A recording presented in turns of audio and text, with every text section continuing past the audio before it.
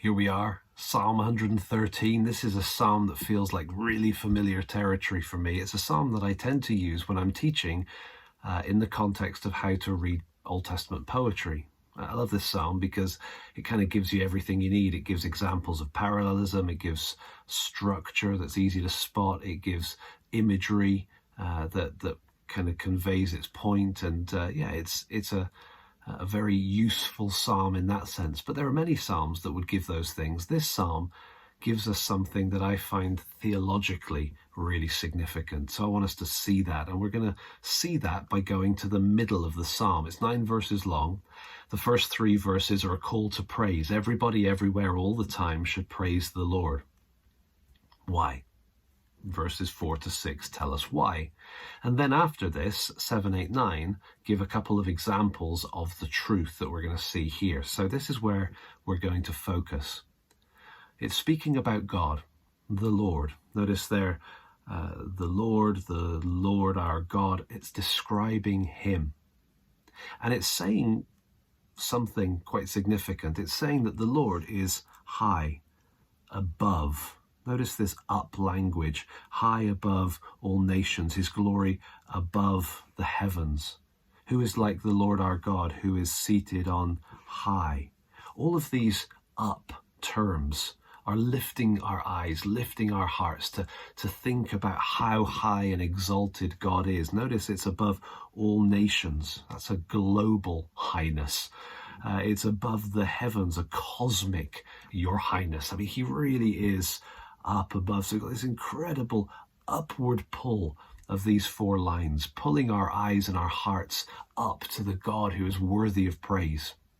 Now, that alone would be truth enough, right? That's a truth that's already come through in the Psalms. God is exalted above all nations. God is above it. He's in charge of the nations. He's in charge of history. He's working out his purposes. He's on the throne. Therefore, we can trust him with our little bit of history too, our life. That's all true, but that's not the point this psalm is making. All of this, all of these ups are being given to us to set up verse 6. Verse 6 says, this God looks far down on the heavens and the earth. He looks far down. So we've got this double direction of this psalm. So you've got the nations and the heavens up here, kind of coming down and being completed, if you like, in the second line of verse 6. But the bigger deal is this set of ups that are contrasted with this. Verse 6, the first line. God who is high, above, high, he looks down.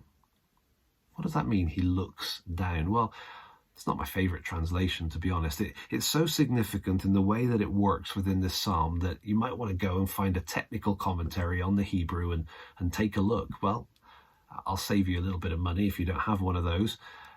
The word that's translated looks far down is translated in every other place, every other occasion in the Old Testament. It's translated as humbles himself. Now, you sort of understand why the translators might feel a little bit awkward about using humbles himself language for God, but that's what the psalm does. It uses humbles himself language for God. The God who is globally and cosmically above everything humbles himself for our sake. Is a sense of looking down, stooping down, reaching down, coming down, caring for us rather than staying high and aloof. Now, this isn't surprising when you read the New Testament. You know this is true. You know that God the Son came to reveal God the Father. How did he do it? By humbling himself, born in a manger. Born and then laid in a manger, technically. He was living without a home as a poor person in this world, going to the cross. Like it says in Philippians 2, he humbled himself even to death on a cross. Jesus is not kind of doing a human thing in contrast to God.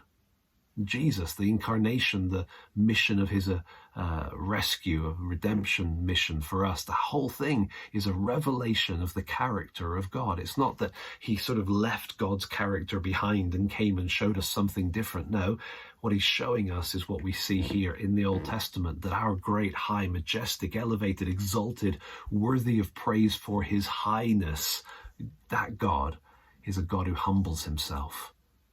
That's an astonishingly rich truth to ponder, isn't it? It's not a natural thing to think about, but that's where our hearts should go.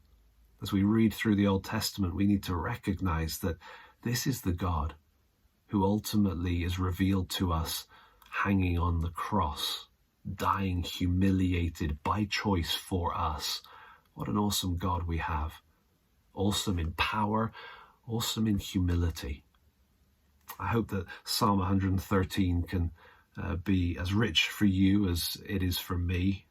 Even more so, I want this psalm to resonate in all our hearts. We've got a God who is awesome in power. We've got a God who's majestic and exalted. We've got a God who humbles himself for the sake of sinners like you and me.